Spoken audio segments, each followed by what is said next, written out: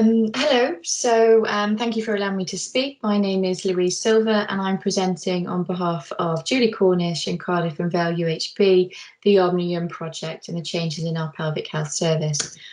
The Omnium project is actually two projects in one.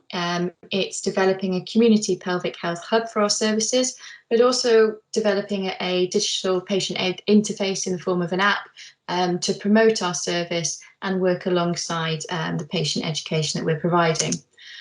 Why was it needed? Well, pelvic health services provide care for all patients who suffer with some form of functional pelvic issues.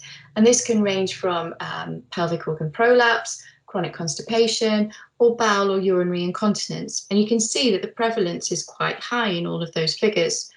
The good news is that more than 80% of pelvic health issues can be managed effectively with conservative treatment. So that means that only a small minority will ever need surgery, such as using mesh. And the reason it was needed is that our existing services were quite tribal. So you can see here all the specialists that are involved in pelvic health services, and we're quite segregated. So gynecology team will have a nurse specialist and they'll have a physio. Colorectal will have similar, but we don't have a physio, so that means men don't have access to physio. Similarly with urology, we've got primary care inputs. Some centres may or may not have a dietitian, pain specialist, and also a counsellor. And the problem is a lot of these patients have more than one problem, so they may need to see more than one of our specialists. So they may be referred to the GP, and the GP may refer to them one person. They may be passed around to see other people. They're sent back and forth. And before you know it, they've navigated themselves through our entire services, but at great length and not particularly effectively. So we end up with our patient who's very unhappy. And obviously, nobody wants an unhappy patient, but it's a double blow for us in that we're so reliant on conservative treatments in managing our patients. Because if we've got a patient that doesn't trust in our service, the compliance with our conservative treatments goes down, and obviously their effectiveness goes down with it. And we did some work right at the very beginning with our value-based healthcare team, looking at a typical patient journey. And you can see here the patient was initially referred in 2003 for symptoms. But it wasn't until April 2018 that they actually got effective treatment and result that they needed. So in the course of 15 years, they'd had over 20 outpatients appointments, 3 different types of operations, multiple investigations, and you can see that this isn't very prudent healthcare. And we did some focus groups too. We spoke to previous patients. They said, I've seen so many different people. It was frustrating. I've had to go through everything again.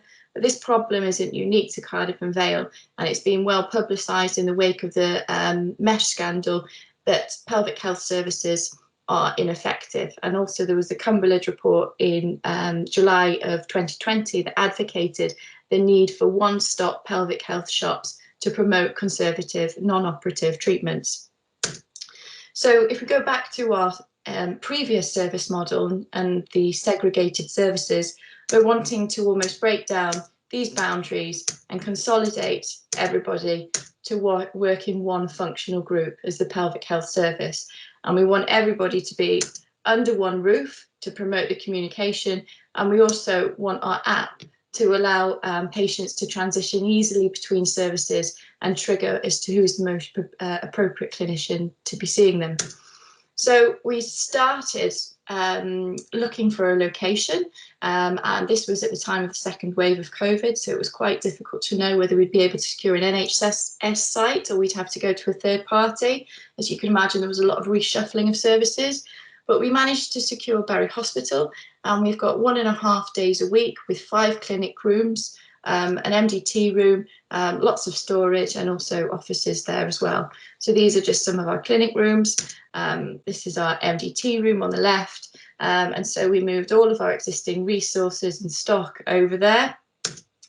The second thing that we needed to do was actually make sure we got the logistics right. So it was one thing securing a location, but would the flow of our patients be effective?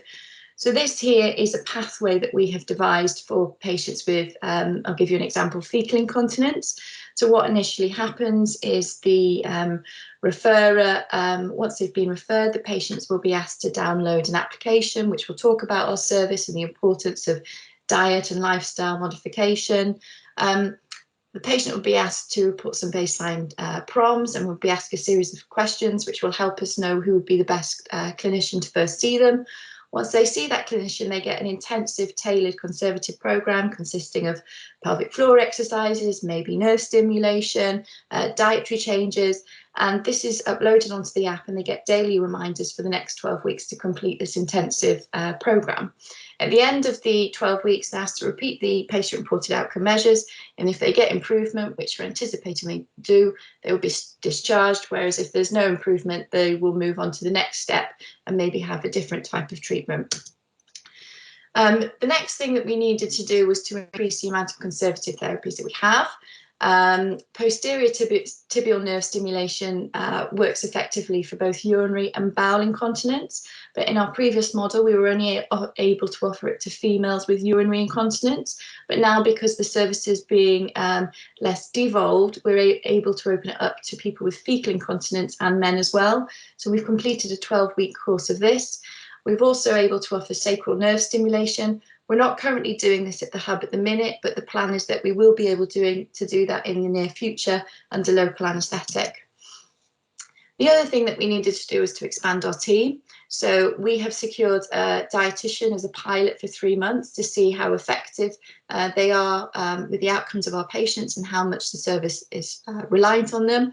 We've also secured funding for an extra physiotherapist and a bowel nurse specialist, and both of these jobs are currently advertised. What was a nice surprise is that we got additional buy-in from our community continence service. So they've always been involved, but due to changes in their workload from COVID, they've been more involved than we initially anticipated, which has been great and helped transition our services into community care even more so.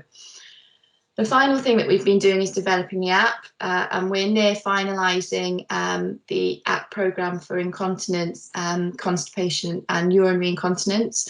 So we've been working alongside commercial stakeholders such as Medtronic and the Patient Journey app, who was our app provider.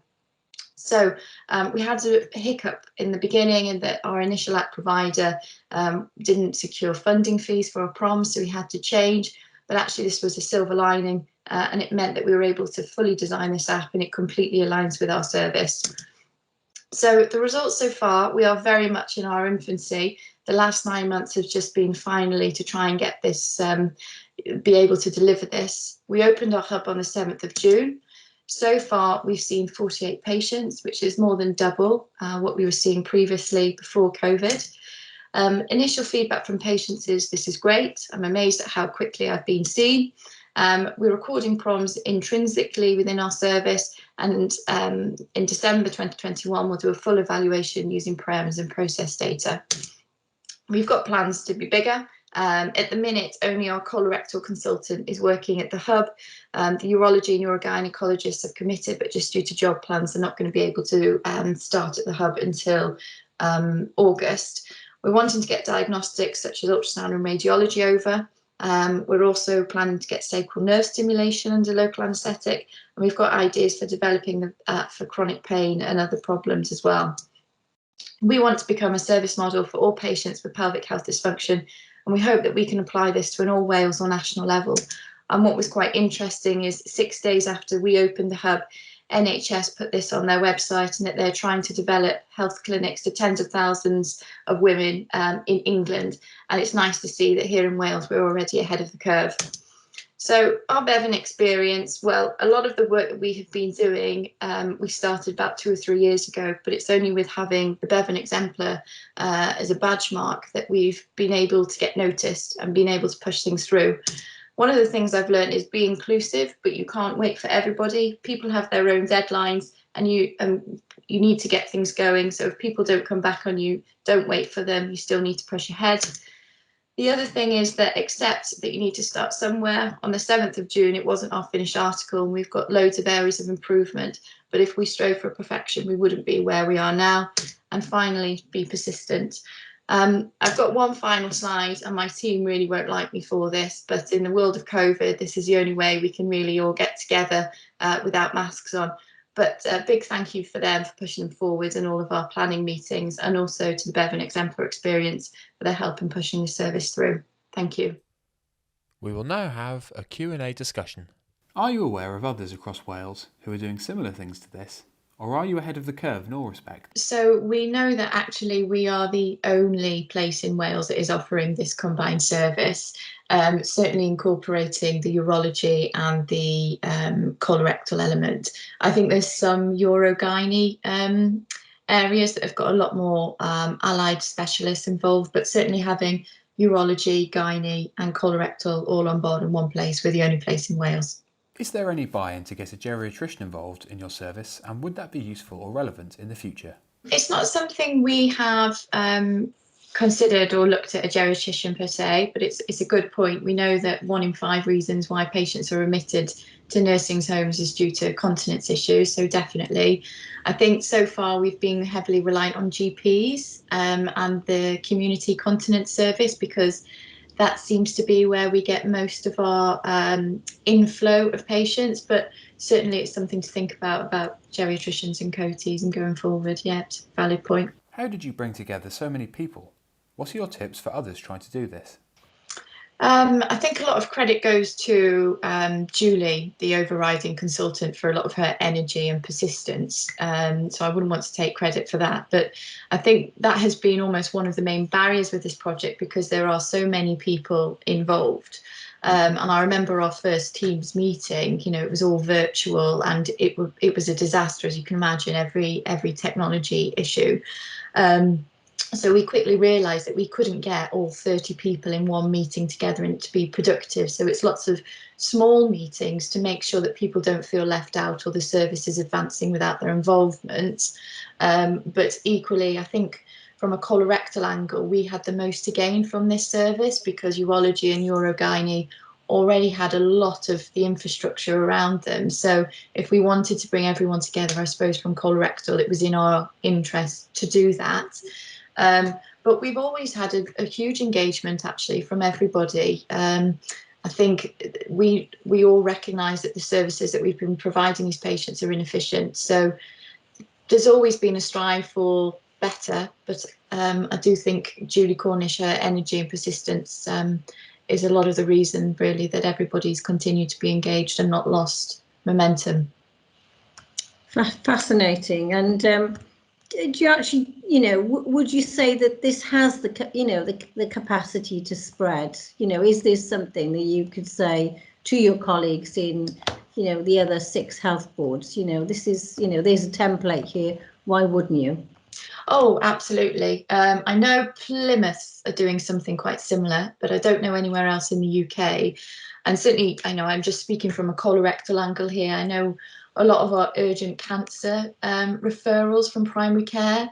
Actually, if you dig a little deeper, a lot of them get referred for a change in bowel habit, but it's a chronic constipation or a chronic incontinence, which traditionally what happens is the cancer gets excluded and then they'll just be discharged to the GP and don't have much input. So there is so much scope that we could, if we applied it to all of those patients, that there's so much scope that this is needed. And so where will you go from here? Well, first instance, we think we're quickly going to outgrow Barry, truth be told. Our vision was that we'd have our own premises all of the time, but we've had to compromise in that we've only got 1.5 days. But given how much enthusiasm we've had from the community continence nurses, we can see that probably in the next 12 months we'll have to move, but we just need to assess how things are going. The vision is that we'd become almost an accredited service. So it may be particularly with mesh issues as well, we will be getting more patients from across Wales, but certainly we plan to advertise that this is a model and how we should be managing our pelvic health patients, both in Wales and the UK. What are your plans to monitor impacts and outcomes moving forward? So the app, at the minute, the app isn't fully completed. So we're recording patient-recorded outcomes in the waiting room. So we've got set validated tools like ICEI, QB, MyMop, etc. So we will be recording those. But when the app goes completely live, that will be completely intrinsically recorded. We're also going to be looking at our DNA rate, time getting through all of the patients. And one of the great things is that we can do walk-in sessions. So, for example, we may see a patient as a new patient in the colorectal clinic area, and say, oh, you need to see the dietitian, and they can just literally walk around and see the dietitian there and then. So it'd be really interesting to see how much the intervals between each of those times occur, because, you know, historically it could be 9 months, it could be a year, whereas if we can do it on the same day, it's brilliant. Will the app bring all of these things together? That's what the app does. So the app, everybody has been involved in the app. So the dietary advice, the dietitians put their information in. So we found previously that people may give conflicting advice. For example, a bowel nurse specialist may say, eat more fibre, but actually the dietitian says, actually, you're eating the wrong type of fibre. So it gets very confusing.